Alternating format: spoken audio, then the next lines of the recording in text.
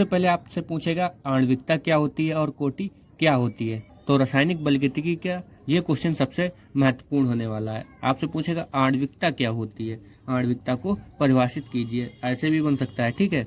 आणविकता क्या होती है, ठीक है, ऐसे पूछ सकता है आपको एग्जाम में। तो कैसे लिखेंगे आप, तो हम आपको पहले सिंपली समझा देते हैं कैसे लिखेंगे आप।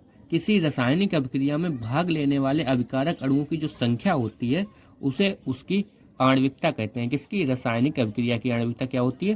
तो लिखिए, किसी रासायनिक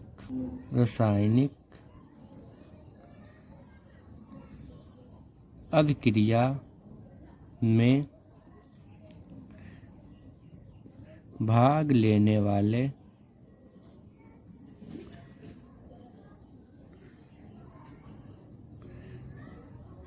अभिकारक अणुओं की संख्या को अभिक्रिया की आणविकता कहते हैं। तो आपका आणविकता आपको क्लियर हो गई होगी। क्या होती है आणविकता, जो अभिकारक अणु रासायनिक अभिक्रिया में भाग लेते हैं उनकी अणुओं की संख्या को आणविकता कहते हैं। अब पूछेगा आपसे कि कोटि क्या है, कोटि को परिभाषित कीजिए, या कोटि से आप क्या समझते हैं। तो कोटि भी आपकी बहुत इंपॉर्टेंट होने वाली, क्योंकि लगभग 1 से 2 सेटों में ये देखने को मिल जाती है। और 2025 के लिए आप अगर तैयारी कर लें, चैनल को सब्सक्राइब जरूर कर लीजिए। तो चलिए कोटि लिखते हैं।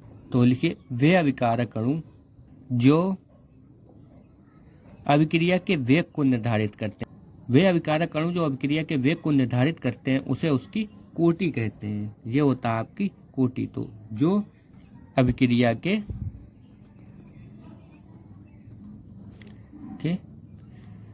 वेग को निर्धारित करते हैं,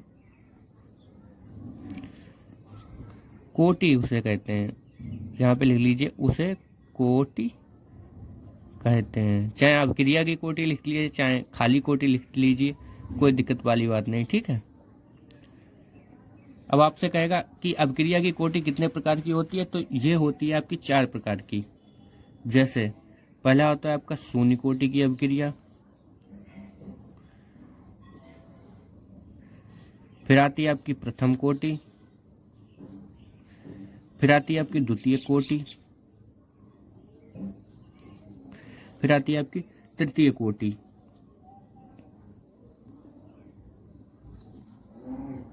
ठीक है, ये 3 होती हैं। अब आप इनको पहचानेंगे कैसे, क्योंकि आप तो 12th में पहली बार आए हैं और आपने ये चैप्टर भी पहली बार पढ़ा है, तो आप इसे कैसे पहचानेंगे। तो इसकी एक पहचान हम बता दे रहे हैं। जैसे प्रथम कोटि की अभिक्रिया लिखते हैं सबसे पहले। तो लिखिए, प्रथम कोटि की अभिक्रिया क्या होती है।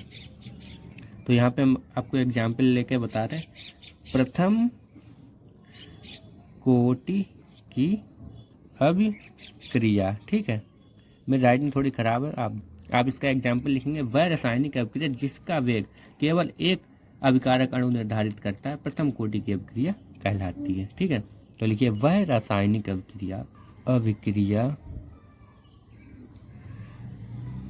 जिसमें अभिक्रिया का वेग एक अभिकारक अणु निर्धारित करता है, प्रथम कोटि की अभिक्रिया कहलाती है।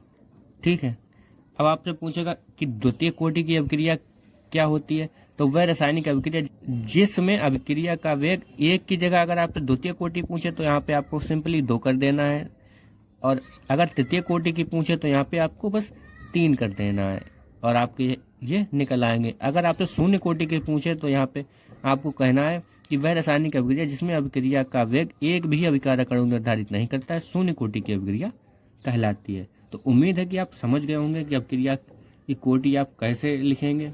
तो मिलते हैं इसके नेक्स्ट पार्ट में। नेक्स्ट वीडियो आएगा आपका अभिक्रिया और कोटि में अंतर। ठीक है, तो बाकी वीडियो अच्छा लगा चैनल को सब्सक्राइब और वीडियो को लाइक कर लें। धन्यवाद।